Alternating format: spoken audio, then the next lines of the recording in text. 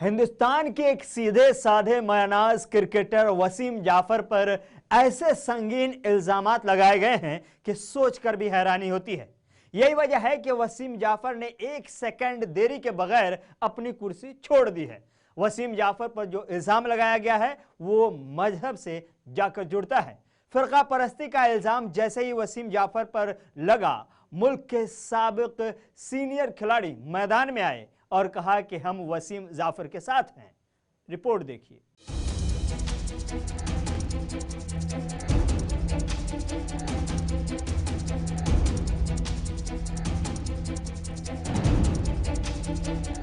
मजहब के नाम पर नफरत का खेल सियासी गलियारों में खूब खेला जाता है। सियासी गलियारों से समाज में नफरत का जहर घोलने का खेल गुज़श्ता एक दहाई में जिस तेज रफ्तारी के साथ खेला गया है, शायद ही हिंदुस्तान की सियासी तारीख में ऐसा कभी पहले हुआ हो। लेकिन अब क्रिकेट की दुनिया से भी मजहबी नफरत को हवा देने की कोशिश होती हुई दिखाई दे रही है और इसका जिंदा सबूत क्रिकेट एसोसिएशन ऑफ उत्तराखंड के सेक्रेटरी माहिम वर्मा है।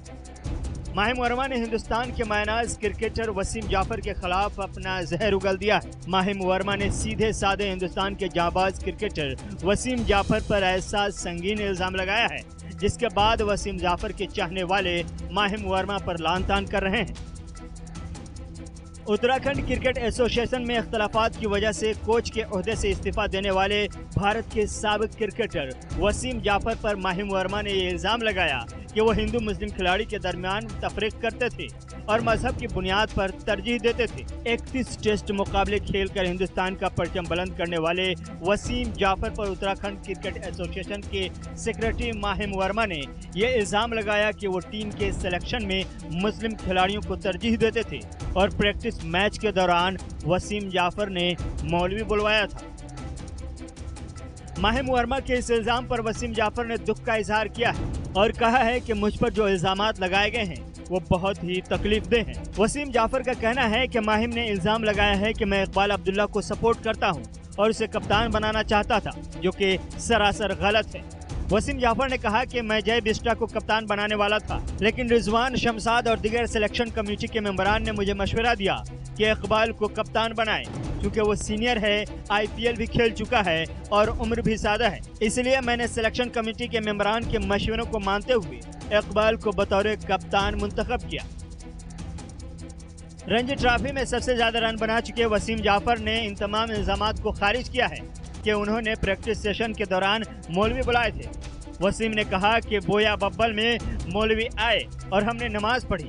मैं आपको बताना चाहता हूं कि मौलवी मौलाना जो भी देहरादून में कैंप के दौरान 2 या 3 जुमा को आए, उन्हें मैंने नहीं बुलाया। वसीम जाफर ने कहा कि इकबाल अब्दुल्ला ने मेरी और मैनेजर की इजाज़त जुमा की नमाज के लिए मांगी थी। उन्होंने कहा कि हम रोज़ कमरे में नमाज पढ़ते हैं, लेकिन जुमा की नमाज मिलकर पढ़ते थे तो लगा कि इसके लिए कोई इमाम आएगा तो अच्छा होगा।